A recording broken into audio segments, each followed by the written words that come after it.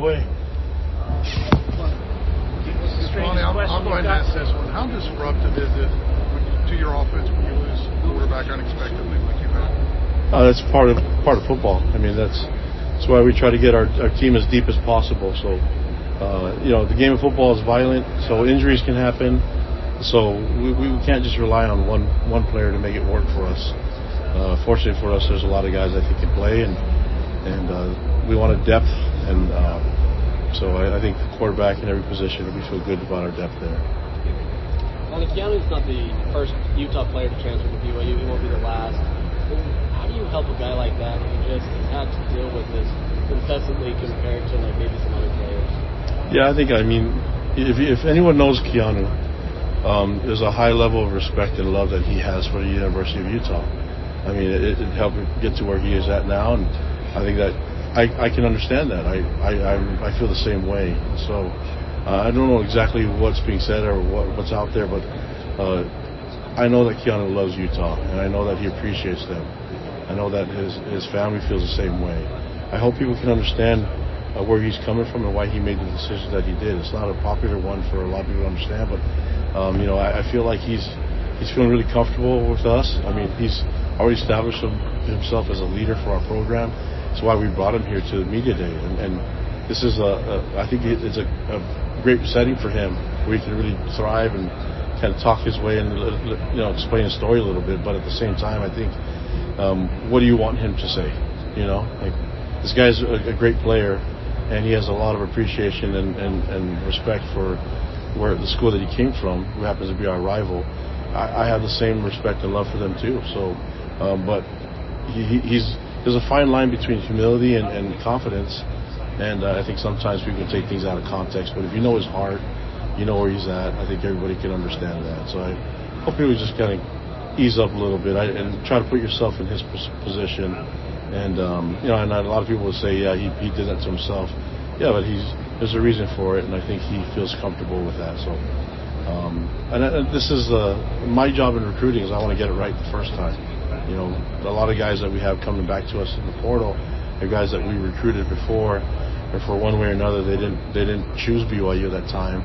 I'm hoping that we can get that done, and so that we don't have to go to the transfer portal as much. But the fact that we have the transfer portal and that we have a culture where players are attracted to and want to be part of this team and part of this program, that's a good sign. So I think we have to look into it, but I don't want to make a living out of it personally. I like to see guys get their schoolwork done. This is still an amateur sport, and I like to see them gain a degree, which is what it's all about still. Kalani, with all those changes, how do you as a coach, how different is it to try to build team chemistry when there's so much coming and going and money's involved now and there's so many different things happening?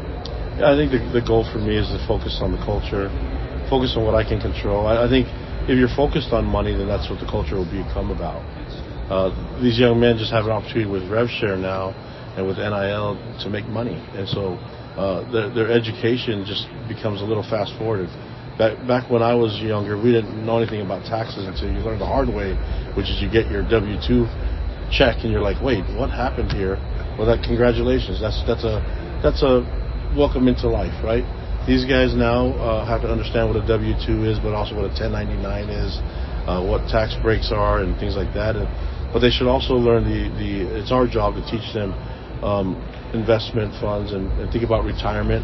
Can you guys imagine if we started thinking about a retirement at 18 years old and planning for it? That's a pretty cool thing. And so I think there's some really cool things that happen from RevShare and NIL. But when it gets down to it, we still play a game of football. And they're still amateurs, and they still need to go to class and get a degree, and they still need to develop in a lot of different ways, physically, mentally, spiritually, and get a degree. That's what it still comes down to. They're still young men, so my job is just a little bit more teaching and probably different subjects that I didn't think I'd have to hit on 5 years ago. Well, with players coming in and out, is there something you do differently now though than maybe you used to, as far as trying to build that chemistry? I think attrition is just normal. I mean, I can say that our team likes hanging out together, being around each other. I know I see a lot of our local media here. We play golf quite a bit. Our team plays golf, and I actually think it's a really good thing. I'd encourage more teams to play golf together. They're not really good at it, just so you guys know. But tell me, if those of you that play golf, you put the phones down and you actually swing and you drive a cart together and you get to spend time, hours together.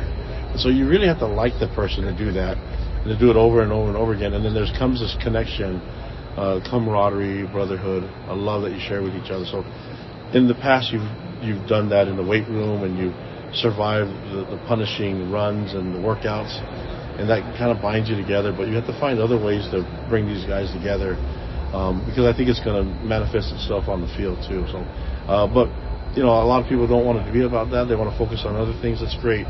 For me, as a head coach, that's what I'm going to keep focused on. What's your assessment of Tracy Bourget, and how has he grown?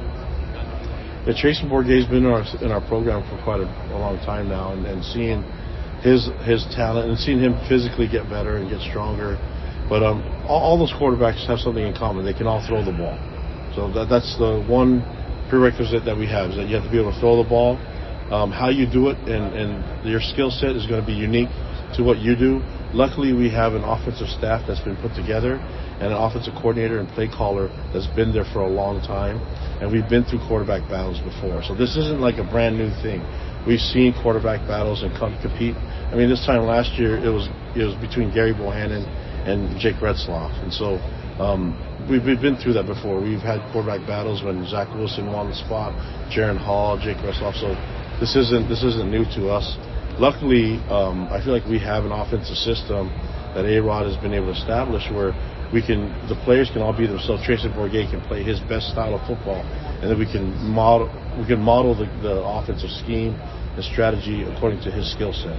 We can do that with McKay Hillstead. We can do that with Bear Bachmeyer. We can do all that, and we've done that before. So I feel really confident with that. I feel confident with what we're doing defensively and special teams.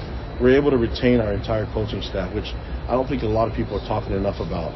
To me, that was a huge positive, and that means for me it's maybe a little pat on my back. Like they like me, they want to hang out with me a lot, so that's cool. They want to give it another year, But the truth is, I think a lot of that has to do with our fans, the support that we have, the environment, the momentum that we're creating as a program, and then the young men that they get to coach. I think that's a big part of it. You golf with the guys? Yeah, I golf with them sometimes. I try not to because they like bragging about it, and for some reason, this generation records everything. So I'm not interested. When those of you that have been around me and you record my golf swing, it's not impressive. It's not as bad as some other popular people out there. But if you're going to record me, I'm going to look straight like I hit it right down the fairway. I don't care if it's going slicing to the right or hooking to the left. I've got to fake out the cameras now. So I don't want to be in that position. So I play with the old men. I play with my style, my coaches. And I let the players go do their thing. They like to swing really hard on the ball, and that's not my style.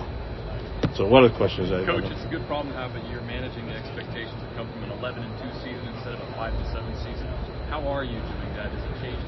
Approach change, or how do you manage it? I think you guys have been around me when we had the 5-7 season. There's some really good things that we did that year.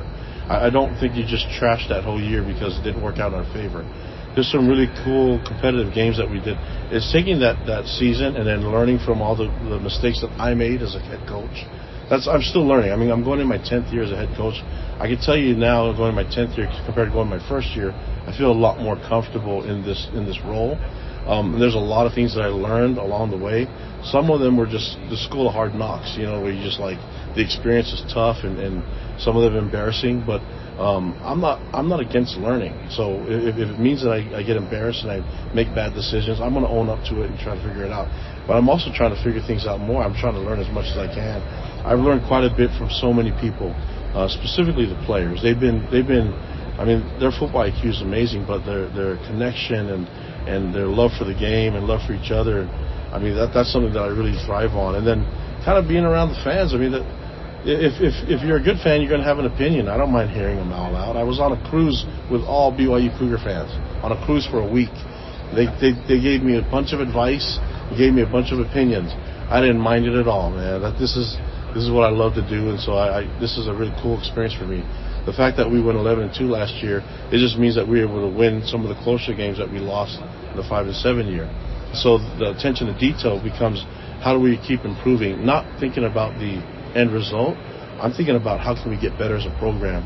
But this had already started. If you listen to what I said earlier with the entire media, I mentioned this was a plan that was put in place when Tom Homo hired me first year, and we said let's try to get ourselves ready so that when we do enter a power conference, that we'll be able to create some momentum.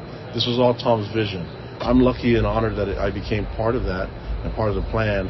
And then all I had to do was sacrifice my record. I mean, you remember the year that we played Wisconsin? They came down to Provo and they spanked us. It was embarrassing up front. But how else are we going to learn? What's a better teacher than the experience of being physically manhandled? And then a year later, we go up to Wisconsin Camp Randall. We beat them. So that right there is a great learning experience. We had many of those along the way, and we're learning that as we're in this Big 12 in this conference. I'm enjoying every part of it, man. I don't know what this year is going to bring us. I don't know what the record is going to look like. I just know I'm going to enjoy the process and I'm going to have fun doing it. You talk about retaining your staff. How close do you feel like you were to potentially losing guys? I think every year there's always a threat. If you're doing things right, there's always going to be a threat. Every year, I mean, even the 5 and 7 year, there's always threat of losing guys. I have a responsibility as a head coach to make decisions. That's going to be. I have to take the fans. I have to understand that I'm speaking for the fans. I'm doing what I have to respond to them. But that's not it. Also, the number one thing is that I have an obligation to the fans, but my major obligation is to the players, to the student athletes in our program. And so that means that if I have to make difficult decisions, then so be it. You know, this is more important than me as the head coach. This is a movement that we're trying to create. Tom's no longer the AD. Right now, I said he's got his toes in the sand right now. How awesome is that? You know, that's not my time yet, but. He's actually passed the baton to Brian Santiago, and I love the way Brian's been leading us as an athletic director.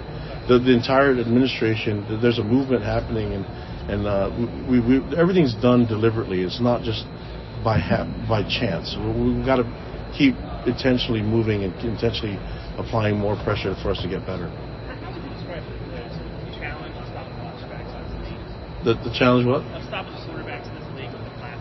Yeah. Well, I mean, every coach here can coach, man, and every style of offense is going to be a problem. I mean, there's so many great quarterbacks. A lot of them are here today, and they'll be here tomorrow, and their level of ability and skill set, but their football IQ, it's one of a kind. You see how advanced these young men are, and there's next level players at the quarterback position, and you combine that with innovative and brilliant offensive minds, it's going to cause a lot of issues for a lot of defensive coaches. So I'm the head coach. I don't call the plays. I don't call the offensive plays, defensive plays, or special teams plays.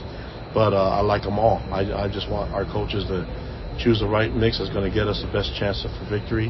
I don't care what style it is, but I do know one thing. You have to respect what you see on film, and you have to respect the resume of all these coaches in our conference. It's a deadly conference to be in, and it's going to be a lot of fun this year. Coach Andrew Cherico, Savers Murray's Knights 247. Just curious on your thoughts on UCF head coach Scott Frost returning to coach UCF once again, this time in the Big 12. I know that you possibly had some history with him. Yeah, I mean, Scott Frost he's got a brilliant mind when it comes to football too. So I think that he's in a comfortable setting now, something that he's familiar with. I think he's going to be a force to be reckoned with. I mean that he's a smart guy and he understands how to motivate his players. And then you look at the staff that he put together. I think he put a really dynamic staff together. So there's going to be every team in this conference is a problem, and it doesn't hurt that Scott Frost won national championship. Granted, when we were talking with him before, he said that none of his players were born back then. But you're officially an old man when you're talking about the days when none of your guys were alive when you played. I mean, I was talking. These guys were asking me, Coach, when was your freshman year? I said 94, and their reaction made me feel older than anything. They're like, what, 94? I didn't understand that, but whatever, man. I turned 50 this year. I'm going to be officially old, and I can't wait for it to happen. Yeah, but Scott's going to do an amazing job there. I just hope he does do it against us. Kalani, Brett Yormark talked earlier about the importance of finding brands in this league that will become annual contenders in the playoff each year. I think BYU's positioned to become that program in this league. I think everybody's positioned to do that. I think my job is, like I said, I don't know what the results of the games are going to be. We could play our best game and it still may not be good enough against that opponent that week. The goal is that we do that consistently. I felt like we did some really cool things last year. I don't think we played at our best consistently enough, and that's my job. That falls on me. That's what I'm focused on. The unfortunate part is that every coach that's here and that's going to be here tomorrow is thinking the same thing. So that's what makes this whole thing fun, man. It's going to be exciting, I'm sure, for you guys to follow and to cover. And like I said before, they're all competitive guys, and that's why I like talking to them. And I like being their friends because they think the way I do, which is like settle everything on the field. I'm not into campaigning, which is why I wasn't here. You didn't hear me talking about the playoffs and our situation. My thing is like we're happy to play in the Alamo Bowl game against a Heisman Trophy winner and against a talented team in Colorado and Coach Prime, and appreciating the opportunity and the gratitude that we have for this game. I don't campaign for things. I just want to be on the field and let's get the best guys on the field. Do you feel the preseason poll last year hurt you guys? Yormark felt it hurt Arizona State. I don't know. I don't know how all that works. I'm not in those committees. I'm not in those meetings. I coach ball, so that's what I do. So I don't know where we're going to be when the rankings happen. I know if I'm doing my job the right way, then it should work out in our favor. If it means that people started way further behind because of the poll, I don't know. But has anybody got the preseason poll right from beginning to end? 2 years ago, Texas. Yeah.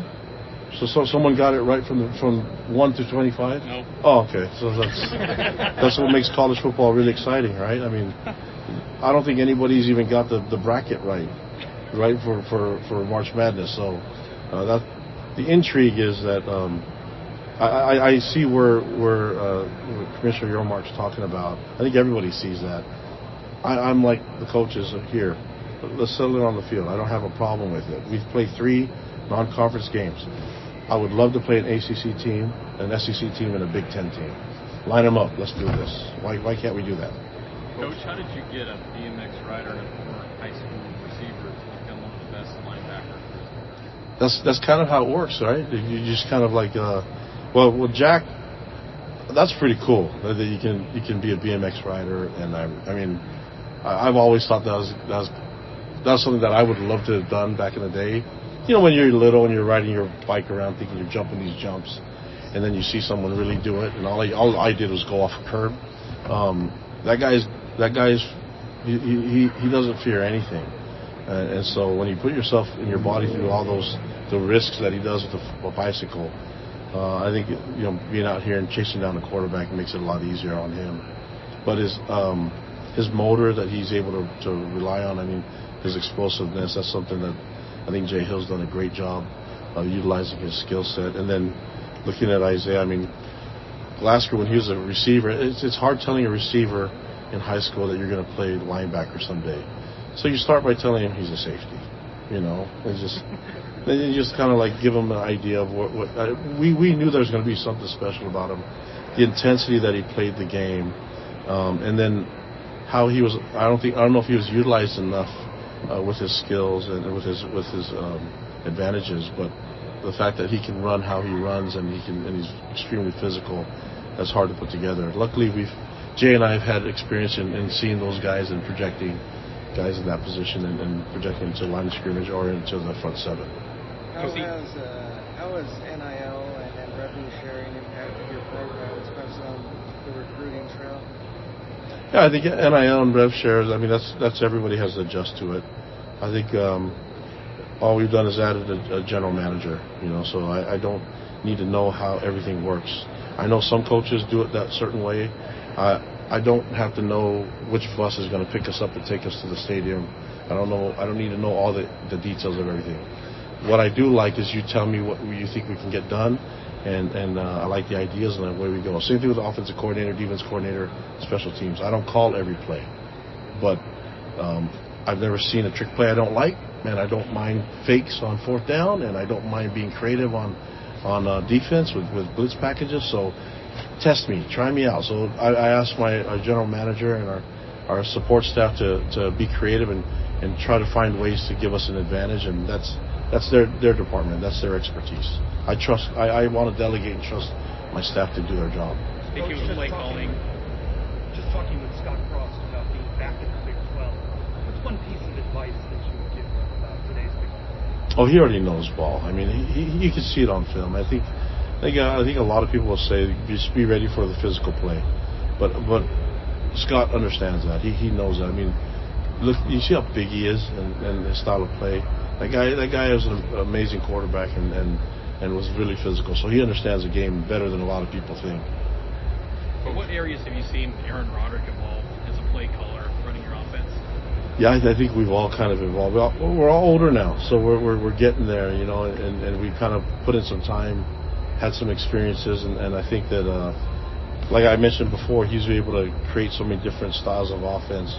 We played under an air raid system, so he was able to do so many different things as an play caller and offense coordinator. I think it's going to fit any type of quarterback that can come our way. So, that doesn't happen just right away. I think that takes time and takes some experience. Are there play calls in the playbook that you and Roderick ran as players back when you were playing for LaBelle, still in that playbook? Oh yeah, there's a lot of if you're watching our system, you can probably see it and go like, yeah, I understand that concept. It's a lot of the stuff that Norm Chow and you know that LaBelle had back in the day. That, I mean, it's just football, so nobody here is creating anything. Even the RPOs and the triple option stuff was done already. They're just doing it from shotgun. But now everybody takes the snap from in a gun's position. We're old enough that we remember when everybody was under center. So now it's like it's flipped. So I don't know if we're gonna be old enough where the game flips again, but maybe that will be whoever has the creativity to change it again. Everyone will be ready for it, but I think the difficulty is making sure that you have to defend all these different styles of offense, and I think it seems like all the rules keep trying to benefit the offense more, which I don't mind. Whatever, it works out.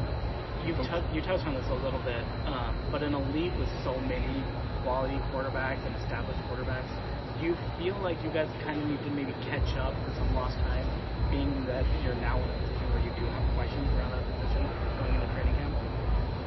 I think that everybody has to go through different phases. I'm not sure we have to play catch up on anything.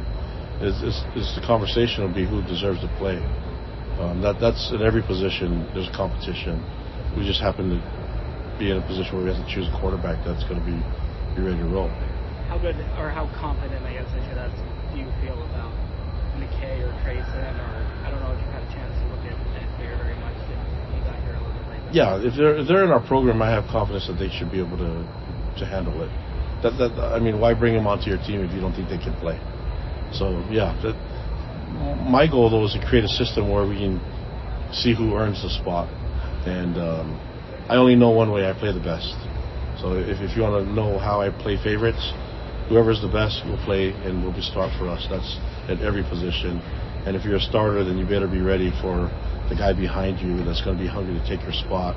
And then not only that, you have to be nice to him, and you have to love him and be a mentor to him, and then try to fight him off taking your spot. It's a pretty cool dynamic. Coach, how big of a breakout do you think is possible for LJ Martin? And do you think Bill Walker and Heisman are those are reachable? I just want LJ to play good, effective football from the beginning. I'm not worried about personal accolades. I think if we do things right, stuff will happen for him. But and I think LJ will tell you the same, that if he just does all the little things right, good things can happen. But I'm not going to put any pressure on him to do that. The fact that he's here, you guys have been around him when he was a true freshman, and now he's here. He's a veteran. He's a junior. He's like, his freshman year, he didn't say 2 words, and now he's out here. It's cool because I'm listening to him, like, wow, he's finding his voice, and that's really cool. And so that's helping him personally, but I think the game of football is becoming he's become a lot easier now. He's in the same system, and I'm really looking forward to the fact that he's so big and he can run. That helps him out too. And then, we can't just think that he's going to be able to do it all by himself. But we have a core of running backs that we feel like can really help. Last couple of questions. This culture that you've established, the live and learn kind of culture, can that survive in this day and age of players receiving revenue sharing and maybe not having as much buy-in in the program as much as maybe they do in their own income earning potential. Can your culture thrive in that? Yeah, the culture of love and learn, it can work. It will work. I mean, what's the other culture that everybody's talking about? Pay for play, and that you purchase the best players. I mean, are the most expensive players the best producers out there in any sport?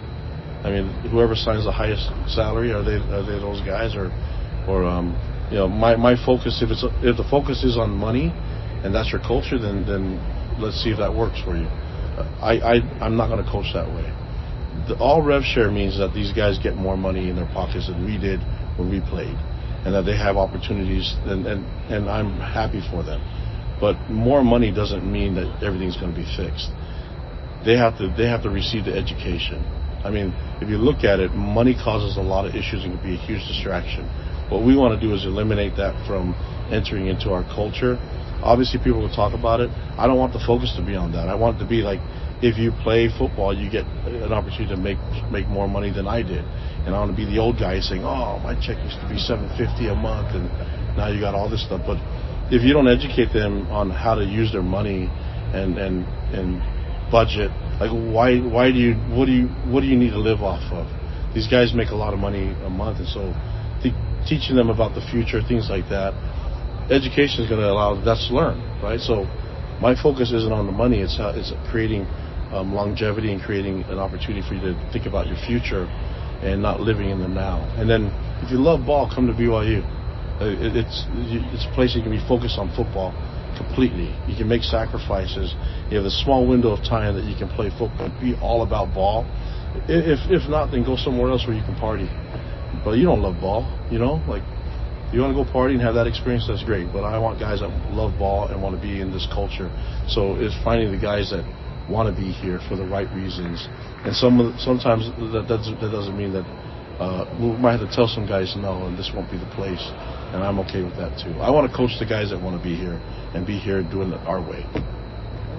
How rewarding is it to take a young man out of a tough situation that he might have growing up, family situation, maybe not a lot of money, see him go through, graduate, get a diploma, and see him change his family's situation? And do you have a couple examples that you can maybe think back of that you're pretty proud of? Not proud of, but there's a bunch. I could name hundreds, but I mean that's what it's all about. And I feel like the money is distracting them from actually receiving that education.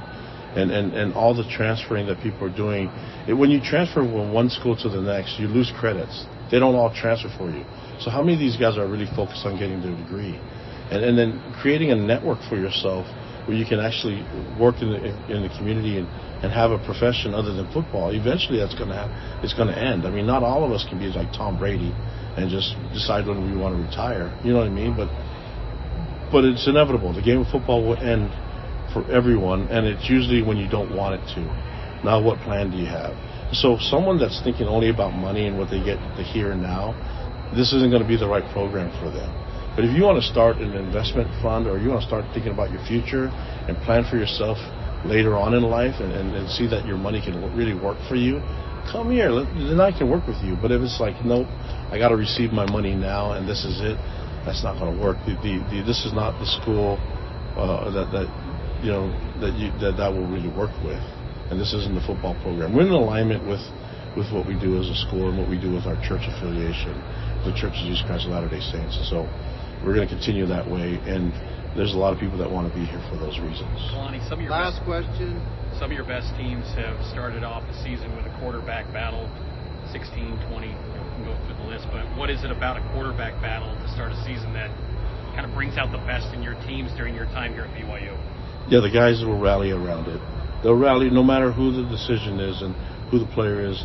They'll rally around that situation and that player. And then hopefully that player steps up and then plays out of this world and plays for his teammates. So when that happens, beautiful things can happen. But we got to go through the process, and we got to do all the hard work. There's a lot of really cool things that are happening with us. We got a long ways to go. We got to make up a lot of a lot of difficult, hard work and physical football, things like that we're going to do in fall camp. I'm excited for it. I'm looking forward to the challenge. And so whatever decisions we have to make on who plays in what positions, the rest of the guys will rally around everything that we decide on. All right, thank you. Thank you, guys. Appreciate it.